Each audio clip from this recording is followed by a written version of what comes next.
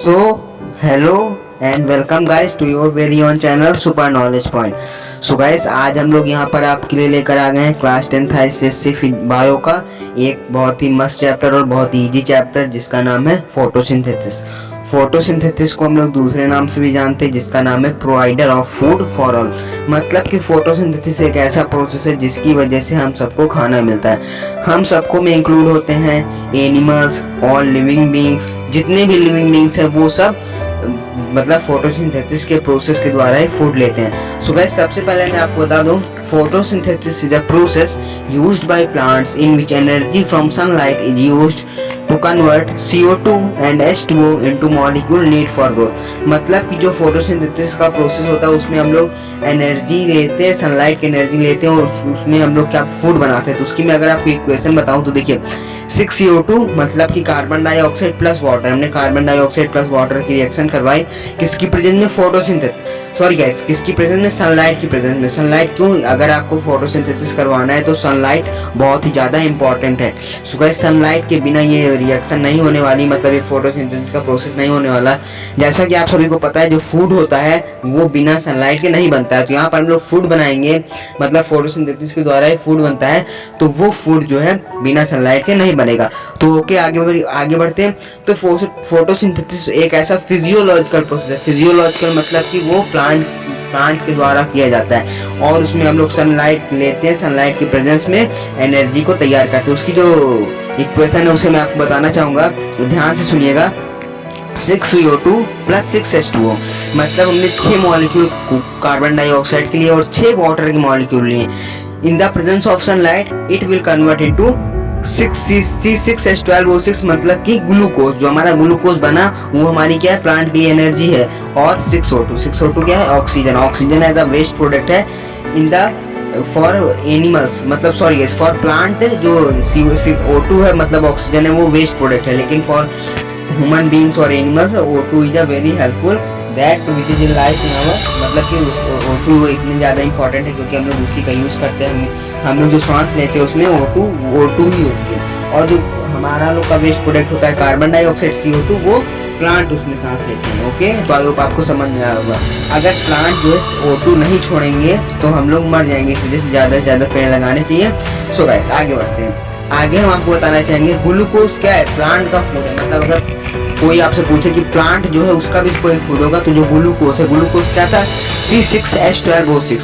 तो ये क्या है? प्लांट का फूड है। O2 वेस्ट प्रोडक्ट है जिसे हम यूज करते हैं। तो आई होप आपको समझ में होगा। अब चलिए, हम उतनी देर से आपको बता रहे हैं क्लोरोफिल एक नया शब्द आया है। अब क्लोरोफिल का मैं पहले आपको मतलब बताना चाहूंगा। तो क्लोरोफिल का मतलब होता है, क्लोरो मतलब होता है ग्रीन और फिल का मतलब होता है लीफ। तो आई होप आपको समझ में आया होगा। आगे बढ़ते हैं। Chlorophyll is a light absorbing pigment. मतलब क्लोरोफिल क्या है? एक लाइट एब्जॉर्बिंग पिगमेंट है और वो ग्रीन कलर का होता है जो कि ग्रीन प्लांट्स में पाया जाता है। ग्रीन प्लांट्स का कहने का मतलब जो ग्रीन लीव्स होती हैं और जो मतलब वुड होता है उसमें नहीं पाए जाते। जितने भी ग्रीन पार्ट्स होते हैं, आपको कोई प्लांट दिखे, कुछ ग्रीन फ्लावर्स भी होते हैं तो उसमें भी क्लोरोफिल पाया जाता है। तो आई होप आपको समझ में आएगा क्योंकि क्लोरोफिल का मतलब ही ग्रीन है, ग्रीन लीफ। ओके, तो आई होप आपको समझ में आया होगा। चलिए आगे बढ़ते हैं। और देखिए, chlorophyll is light absorbing pigment. आप सभी को पता है जो सनलाइट हम लोग लेते हैं फोटोसिंथेसिस करवाने के लिए, वो लाइट को जो एब्जॉर्ब करता है वो क्लोरोफिल पूरी एब्जॉर्ब कर लेता है। और लाइट एब्जॉर्बिंग, जो लाइट एब्जॉर्ब करता है उसे हम लोग बोलते हैं photoreceptor. Let me tell again, जो लाइट एब्जॉर्ब करते हैं उसे हम लोग बोलते हैं फोटो रिसेप्टर। तो यहाँ पर फोटो रिसेप्टर कौन है फोटोसिंथेसिस के प्रोसेस में? क्लोरोफिल। क्लोरोफिल क्या है? Green pigment. तो आई होप आपको ये भी समझ में आएगा कि फोटोसिंथेसिस क्या होता है और क्लोरोफिल क्या होता है। उसी के बाद मैं आपको बता दूं, अब सबसे ऊपर लीफ है। अब लीफ में क्लोरोप्लास्ट है, क्लोरोप्लास्ट के अंदर क्लोरोफिल। तो वो जो क्लोरोफिल है वो लाइट एब्जॉर्ब करती है। तो आई होप आपको समझ में आएगा। अब मैं आपको बता दूं क्लोरोप्लास्ट क्या होता है। देखिए, जो क्लोरोप्लास्ट है उसके अंदर होता है थाइलाकॉइड। थाइलाकॉइड उसके अंदर होती है। जब ये इकट्ठे होते हैं, मतलब जब ये मतलब कि ग्रुप बना लेते हैं तो उसे हम लोग ग्रैनम कहते हैं। मतलब जैसे किसी चीज का, जैसे पांडा का जो गेंड पांडा होता है उसका जब एक सिंगल होता है तो हम लोग उसे पांडा कहते हैं। और जब वो ग्रुप बना लेता है तो हम लोग उसे बोलते हैं एम्बैरेसमेंट।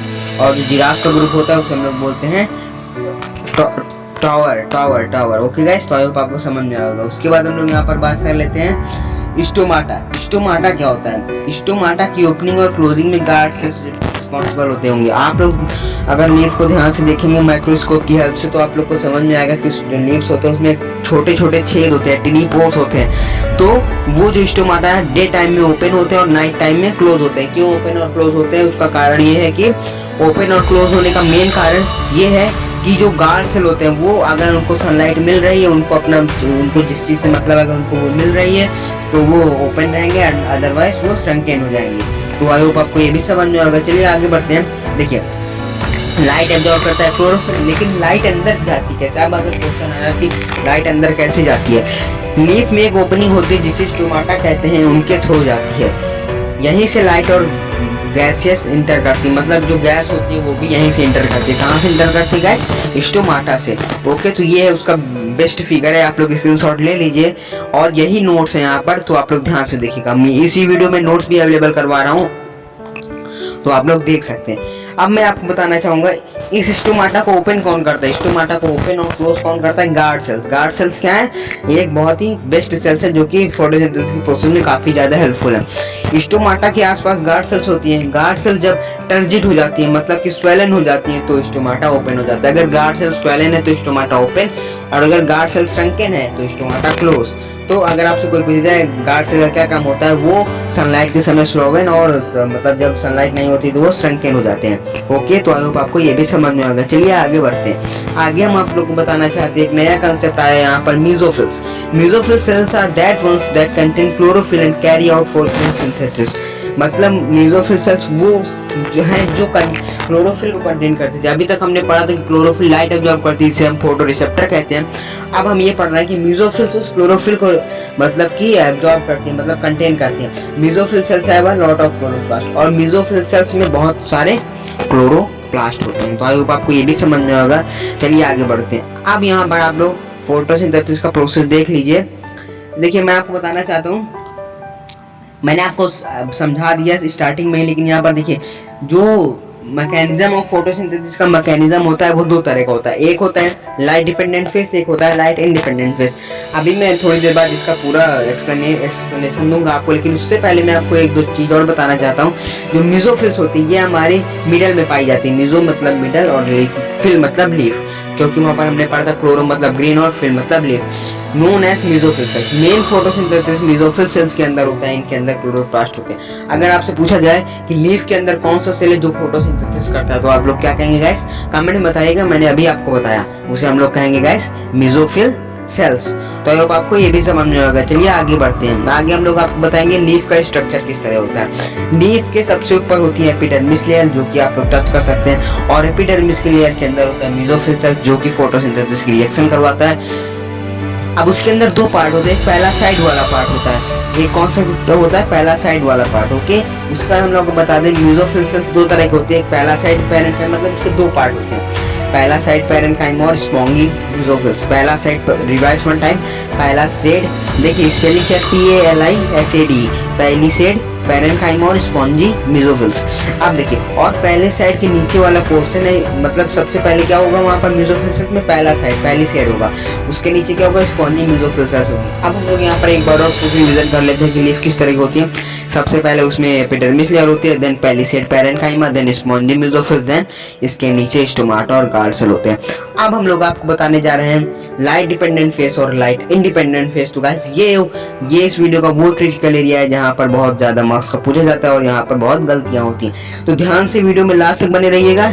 चैनल पे नए हो तो सब्सक्राइब कर देना, बेल नोटिफिकेशन को ऑन कर देना, ताकि हम लोग अगर इसका सेकंड पार्ट अपलोड करें, इसके मोस्ट इंपॉर्टेंट क्वेश्चन है सैंपल ट्वेल्व अपलोड करें, तो आप लोग देख सकें। तो चलिए आगे बढ़ते हैं। फोटोसिंथेसिस दो तरह के होते हैं। फोटोसिंथेसिस में दो तरह के फेस आते हैं। यहाँ पर आप लोग देख लीजिए, light dependent face and light independent face. तो देखिए सबसे पहले मैं यहाँ पर बताऊंगा, मैंने जब बोला light dependent face and light independent face, तो आपको क्या लगा होगा? आपको लगा होगा लाइट डिपेंडेंट फेस का मतलब यहाँ पर लाइट होती है, और लाइट इंडिपेंडेंस का मतलब कि यहाँ पर शाम हो जाती है, रात हो जाती है, तो यहाँ पर सनलाइट नहीं होती। नहीं, गलत, इसका ऐसा मतलब नहीं होता। लाइट डिपेंडेंट फेस का मतलब होता है यहाँ पर लाइट की जरूरत है, लेकिन लाइट इंडिपेंडेंट फेस का मतलब ये नहीं है कि यहाँ पर लाइट नहीं चाहिए, यहाँ पर इसकी जरूरत नहीं है। लाइट इंडिपेंडेंट फेस दिन में भी हो सकता है और रात में भी हो सकता है, लेकिन लाइट डिपेंडेंट फेस सिर्फ दिन में हो सकता है। लाइट डिपेंडेंट फेस में सनलाइट चाहिए, लेकिन यहाँ पर सनलाइट नहीं चाहिए। अब देखिए मैं आपको बताता हूँ, पहले मैं आपको बताता हूँ, इसीलिए लाइट डिपेंडेंट फेस को हम लोग बोलते हैं लाइट फेस और लाइट इंडिपेंडेंट फेस को बोलते हैं हम लोग डार्क फेस। उसके बाद मैं आपको बताना चाहूँगा, डार्क फेस में CO2 अंदर जाएगी, केल्विन साइकिल चलेगी, मतलब जैसे ही डार्क फेस में CO2 अंदर जाती है तो क्या होता है, केल्विन साइकिल चलती है। ओके, फिर बाहर आएगा स्टार्च और सुक्रोज, मतलब जो बाहर क्या आएगा स्टार्च और सुक्रोज, जो किसका, इसको अगर हम लोग मिक्स करेंगे तो क्या बनता है, ग्लूकोज प्रोड्यूस होता है। ग्लूकोज कन्वर्ट हो जाता है प्लांट्स में और कन्वर्ट कर लेते हैं स्टार्च में। ओके, तो आई होप आपको ये भी समझ में आएगा। अब हम लोग इसी के बाद बात कर लेते हैं डार्क फेस में CO2 अंदर जाएगा और ग्लूकोज बनता है, इसमें एक साइकिल होती है जिसे हम लोग केल्विन साइकिल बोलते हैं। और डार्क फेस होता है स्ट्रोमा में, ये बात ध्यान रखने लायक, मतलब कि ध्यान रखने वाली है कि स्ट्रोमा फेस मतलब डार्क फेस होता कहाँ पर, किस जगह ये होता है, तो उसे हम लोग बोलते हैं स्ट्रोमा। Okay, STROMA। तो आई होप आपको ये भी समझ में होगा। चलिए मैं यहीं पर आपको लास्ट टॉपिक बता देता हूँ, लाइट डिपेंडेंट फेस। मैंने लाइट डिपेंडेंट इंडिपेंडेंट फेस बता दिया है, अब लाइट डिपेंडेंट फेस, यहाँ पर H2O कन्वर्ट होती है O2 में और हाइड्रोजन आयंस। तो जो NADP होता है, रुक जाइएगा मैं आपको इसका फुल फॉर्म बताता हूँ। तो यहाँ पर देखिए NADP की जो मॉलिक्यूल्स होते हैं वो NADPH कहने का मतलब जो हाइड्रोजन के आयंस निकले थे वो उसको मतलब अपने साथ ऐड कर लेते हैं, मतलब कि उनके साथ रिएक्शन हो जाती है और वो ऐड कर देते हैं। तो मैं आपको कह रहा था NADP का जो फुल फॉर्म होता है वो ध्यान से सुनिएगा, nicotinamide adenine dinucleotide phosphate. Let's revise one more time, nicotinamide adenine dinucleotide and phosphate. अब जब ये हाइड्रोजन के साथ रिएक्ट करेगा तो क्या बनेगा, nicotinamide adenine dinucleotide phosphate and hydrogen उसी के साथ अटैच हो जाएगा। ओके, तो आपको ये भी समझ में आएगा। चलिए आगे बढ़ते हैं। अगला जो हमारा बात कर रहे थे लाइट फेस की, तो NADP molecules convert into NADPH molecules, और जो ADP है एडिनोसिन, सॉरी गाइस, यहाँ पर ADP जो है किसमें कन्वर्ट हो जाती है, एडिनोसिन ट्राइफॉस्फेट में। ओके, एडिनोसिन डाइफॉस्फेट किसमें कन्वर्ट हो जाती है, एडिनोसिन ट्राइफॉस्फेट में। उसके बाद आता है ये सारे लाइट डिपेंडेंट फेस हैं, ये सारे लाइट डिपेंडेंट फेस में रिएक्शन हो रही है। और लाइट फेस होता कहाँ पर है, थाइलाकॉइड में। कहाँ पर होता है, थाइलाकॉइड में। सो गाइस, अगर आपको ये वीडियो अच्छा लगा उस वीडियो को लाइक कर देना, चैनल पर नहीं हो तो सब्सक्राइब कर देना, बेल नोटिफिकेशन को ऑन कर देना। हम लोग मिलेंगे अगले वीडियो में एक नए और मस्त कंसेप्ट के साथ, तब तक के लिए ओके बाय।